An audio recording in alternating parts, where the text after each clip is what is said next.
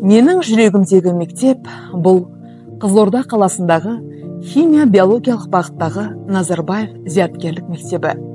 Бұл мектеп әрбір мұғалімнің жан-жақты қырынан дамуына жол ашады. Менің де жаңа идеяны ұсынуға бейім педагог лидер ретінде қалыптасуыма зор көмегін тигізді.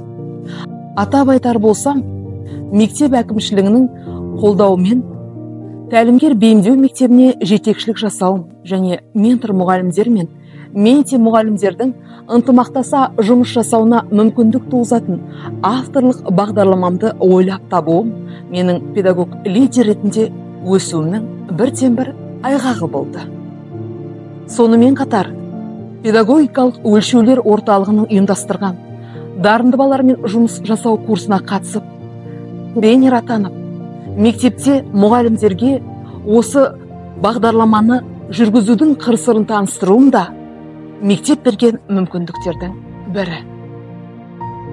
Білесіз бе, менің мектебім бұл қауіпсіздік мекені. Мектепте көптеген күзетшілер жұмыс жасайды, және мектеп мұғалімдері мен оқушылар Face ID арқылы кіреді.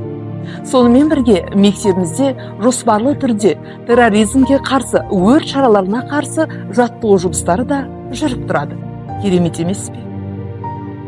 Педагог-энтузиаст бұл ізденушілігімен оқушыларды шығармашылыққа еліктіретін жан. Зияткерлік мектепте оқушылардың шығармашылық әлеуетін арттыру бірінші орында тұрғандықтан, менің педагог-энтузиаст ретінде жаңа қырым ашылды. Сөйте отырып, креативті жазылым, шешендік өнер, сөз өнері курстары мен үйірмелері балалардың әртүрлі қырынан дамуына көмегін берді. Менің мектебімнің тағы бір ерекшелігі, мектептегі барлық жұмыстар арнайы құндылықтарға негізделеді. Яғни мұғалім мен оқушының арасында құрмет, сыйластық, ашықтық, еңбек және шығармашылық дамып отыруы тиіс. Сондықтан да мектептегі 2 жұлдыз оқушы мен мұғалім арасындағы байқауға да белсене атсалысуға талпынамын. Жергілікті облыстық телеарнамен бірге тіл үйренейік бағдарламасына оқушыларды қатыстырып белсене жұмыс жасап жатамыз. Менің жүрегімнің мектебі мұғалімдердің асқан шеберлікпен жұмыс жасауына ықпал етеді.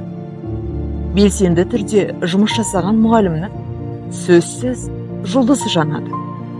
Әсіресе мектебіміздің ұстанымында көрсетілгендей, оқушының жан-жақты дамуына әсер ететін инновациялық технологиялар, белсенді оқыту, проблемалық оқыту, диалогты оқыту мен түрлі оқу ресурстарын қамти отырып жұмыс жасап, 2016 жылдың үздік педагог атандым. Қазіргі таңда Instagram парақшамда жетістікке жеткен нағыз ұстаз болудың қыр-сырымен бөлісіп жатыр. Менің жүрегімдегі мектептің мұғалімдері білім беру бағдарламасы бойынша оқушыларды өмірге бейімдейді. Сондықтан да мектепте жаңа идеяны тудыруға бейім педагог-новатор атты менің тағы да бір қырым ашылды.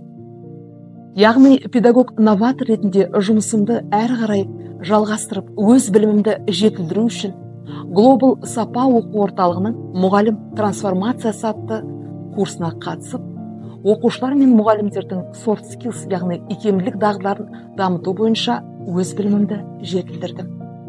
Нәтижесінде эмоцияны басқару, стресске төзімділік, өз уақытын тиімді пайдалану сияқты оқушылардың икемділік дағдыларын дамытуға байланысты жұмыстарды жиі жүргізіп, түрлі нәтижелерге қол жеткіздім.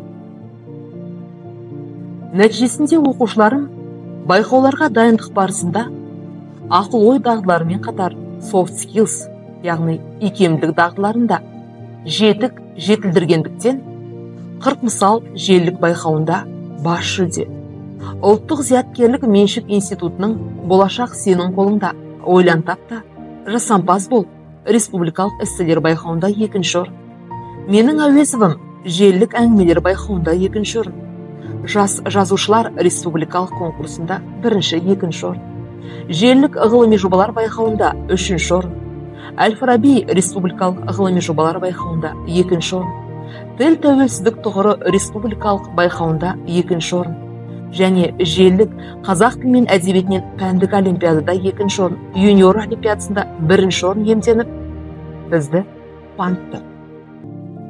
Сонымен қатар, менің жүрегімнің мектебі әрбір мұғалімнің педагог зерттеуші ретінде қалыптасуына жол ашады. Педагог зерттеуші озат тәжірибесін жинақтайтын, талдайтын және өзінің тәжірибесімен бөлісетін, басқа да мұғалімдердің дамуына жол ашатын білікті маман. Мектебіміздегі түрлі іс-шаралар осы менің де педагог зерттеуші ретінде қалыптасуыма зор септігін тигізді. Ауыл жобасы аясында пилоттық мектептерге көмектесу, онлайн мектеп жобасы, түрлі халықаралық конференцияларға қатысу, Action Research жобасы аясында мектепте координатор болу.